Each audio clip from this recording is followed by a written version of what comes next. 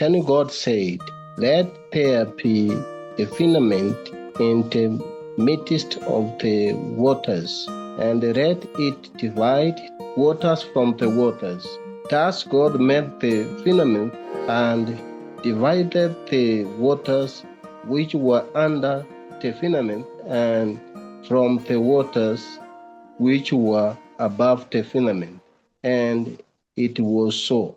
And God called the firmament heaven. Day two is this day of coming to understand, coming to perceive ourselves as having an inner life and an outer life, being a spiritual being connected to God, eternal, while also living in a body, living in a physical body with all of its natural needs and limitations and challenges. And The to pick it up on some of the imagery of day two and the image of water, um, the of what we know from a scientific perspective is that water is like the wellspring of life as we know it, at least. And as scientists look at the development and evolution of life, it's out of water, that it begins. And when we imagine finding life beyond the Earth, water is one of the signature things that scientists look for. If a planet has water, then all kinds of possibilities are opened up to us. And for the fullness of our development to unfold, however, water has to pull back, right? Complexity of life requires water pulling back and creating an open space. And not to preview things, but dry land, which would be essential.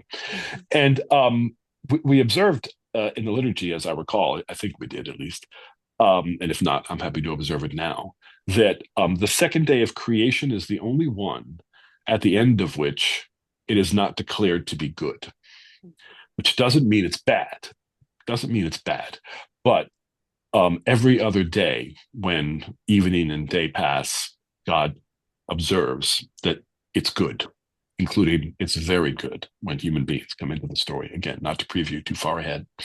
So I think that's worth reflecting on a little bit. And that's Sage's observation that, her friend in seminary said dreams do what they do, whether we engage with them or not. If we engage with them, that's true. And I think if we engage with them, we unlock the possibilities, greater possibilities of things being good.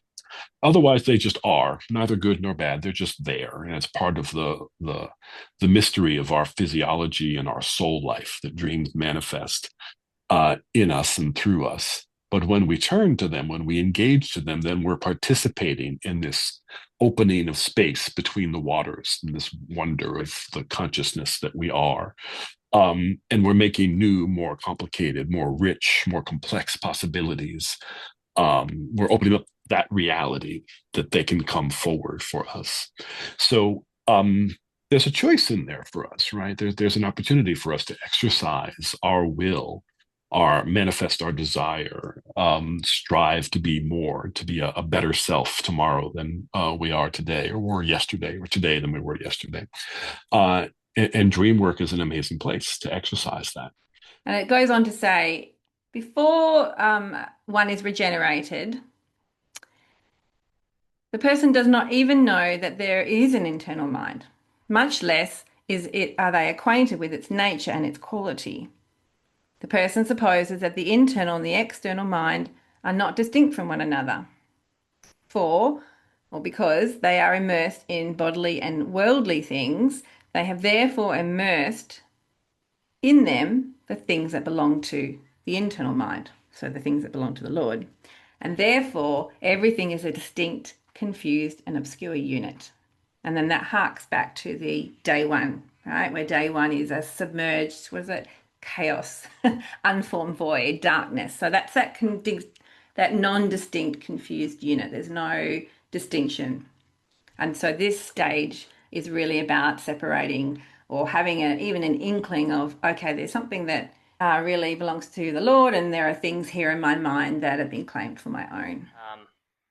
I like to compare this to cognitive therapy, where you help people observe their own mind and notice that there are lower ways of thinking and higher ways of thinking.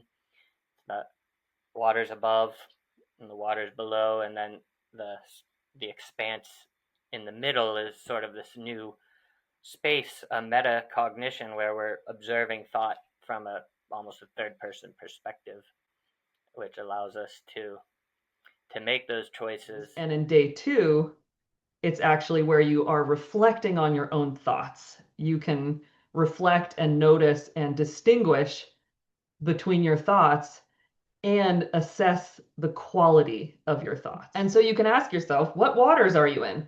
What waters am I in right now? And just noticing that, oh, I'm in some outer self waters right now. That's a very familiar place.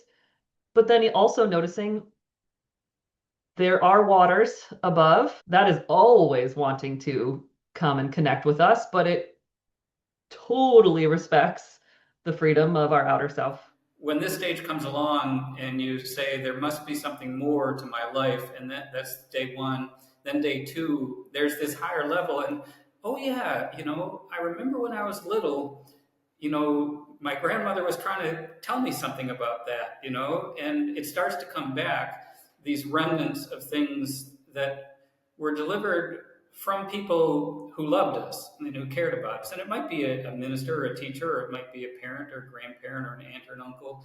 And these experiences early on, nobody survives to adulthood without having some feeling of being loved and cared for when young. Babies who don't get cared for, they just waste away.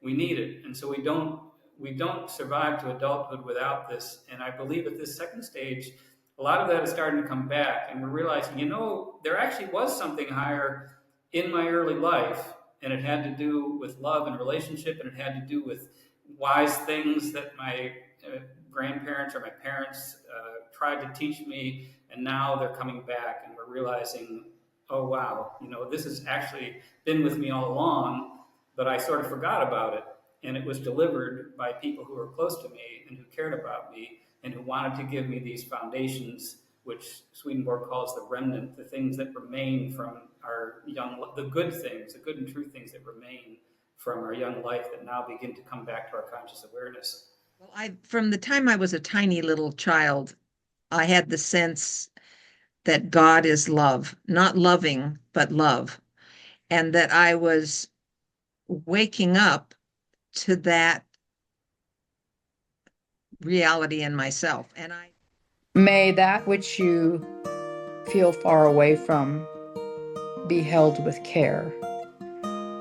May what is not yet attainable be recognized as waiting. May separation from all that is good feel quickly resolved. And may the spirit that hovers continue its quiet work in you, not to hurry you towards clarity, but to remain with you until the time for reuniting emerges. Go in peace while you carry what is still becoming. Amen. Picture of a couple out at sea.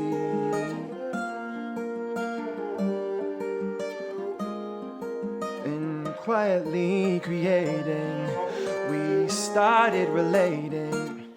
Let's shine a light, let's shine a light where everybody wants to go. Let's let it out, let's scream and shout. Let everybody see the glow. 'Cause you're the one I want to know.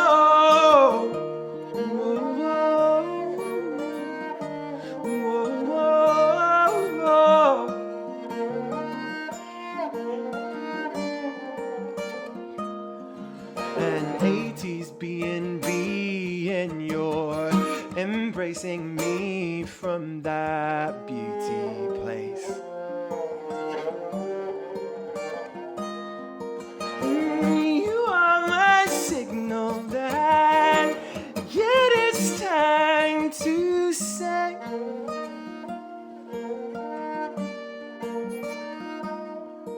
and swept up by the tides now. Let's enjoy the ride now. And shine a light on where everybody wants to go. Let's let it out, let's scream and shout, and let everybody see the glow.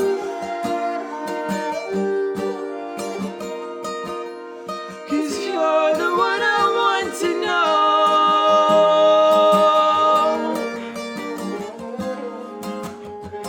Let's get it started. Birth on the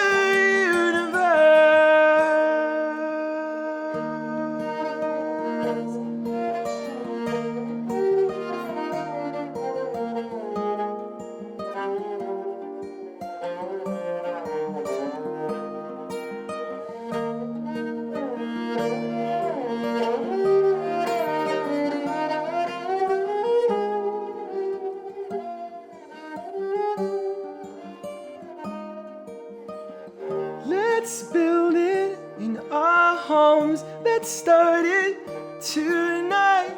Let's give out sunlight and start a new life. Let's build it in our homes.